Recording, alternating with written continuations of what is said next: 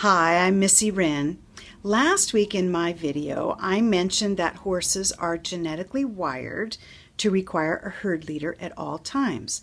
I wanted to elaborate a bit on what that means. Because horses are genetically wired to require a herd leader at all times, that means even in our herd of two, you and your horse. Your horse needs you to be their herd leader. They're genetically wired for that.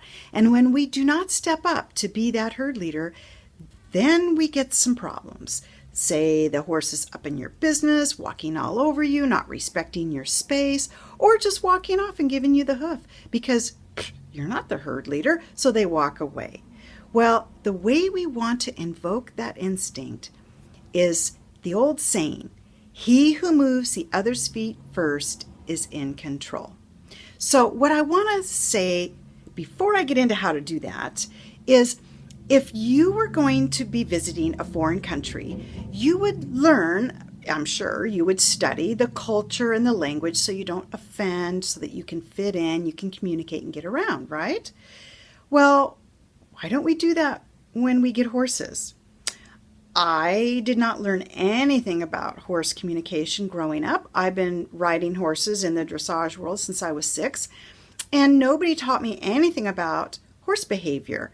It was all about showing that horse who's boss, I'm the boss, being dominant, scolding, punishment, and having control using violence. What I see now is violence. I didn't then as a child, and it distresses me that we are teaching children that it's okay to use violence, to be violent against horses. And people think we need all this strong arming because they're a big animal. They're a livestock animal. Well, yeah, I don't know if you've listened to the latest about gentling elephants. You talk about a big animal. Well, the gentling elephants is working great. And I know for a fact, and many of my happy clients know for a fact, that gentle is much better with horses. But getting back to this genetic requirement, we need to learn how to speak their language. So studying behavior, horse behavior, herd psychology, all of those things, and applying that so that the horse then listens to us and understands what we're saying. That's all it takes. It doesn't take violence. It doesn't take force and pain to get a horse to listen. It requires you to be the herd leader that the horse is genetically wired to require at all times, even in your herd of two, you and your horse. And the way I do that is one of two ways. I will do a holistic joining if I have the space to do that. It's an alternative to round penning. I do not agree with round penning. Round penning usually gives the horse two choices: trying to escape from the person, the trainer in the center who's scaring them, or to come to the person who's scaring them so that they'll stop scaring them. That's not much of a choice, in my opinion. That's kind of weird. So that didn't make any sense to me. I learned about herd leadership by observing herds and noticing that the herd leader just pushes the new horse from one place to another. So the new horse may be eating over here, and that lead mare goes, I want that space. And so she'll walk over and she'll shoo off that other horse. And then that new horse may kick and buck and, and groan and moan about it. But no big deal. Horses in their space doing that. They're not in your space. That's fine. They can kick and buck and do whatever and sass back while they're not in your space or on the end of a lead rope. That's a whole nother video. I do not allow bucking and kicking on the end of a lead rope.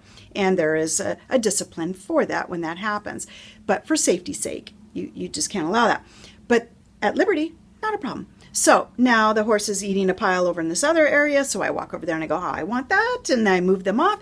And sooner than later, and usually within 10, 15 minutes, that horse will turn and look at you in recognition and go, oh, you're my herd leader. And they'll usually drop their head and they'll like, well, what do you want me to do? It's a fabulous moment when the horse recognizes you as a herd leader, and you will know it when they do, and then they'll follow you around. That's called the holistic joining, because I'm working with the whole horse and their herd psychology. That's what's important, is to talk to the horse using their language, using their psychology. You don't need force, devices, pain, exhaustion. You don't need a victim. You don't need to victimize the horse and then be the savior. You don't need any of that. That's all nonsense. If you just use herd behavior and gentleness, authentic gentleness, it works. And I ask those that would poo-poo the gentle and go, oh, well, you just want to be close to nature and blah, blah, blah. You're just a bunch of idiots. Well, I can tell that you haven't tried it. Those of you who speak against it have not tried it, or maybe you're too afraid to try it, which I understand. Fear is often, I'd say 100% of the time, the underlying reason for hate comments, negative comments. And it usually is coming from people who haven't tried it, who are afraid to try it because they don't want to lose control, because they believe in the myth that they have control through force and pain. And yes, you can, but that's a horse waiting to blow up or to completely be gone, the spirit be broken. That's not how I operate. Just learning to communicate with the horse in their language, in their way, creates a wonderful, long-lasting relationship that you and your horse will have many adventures, very happy adventures with. I hope this helps. Have a great day. Bye.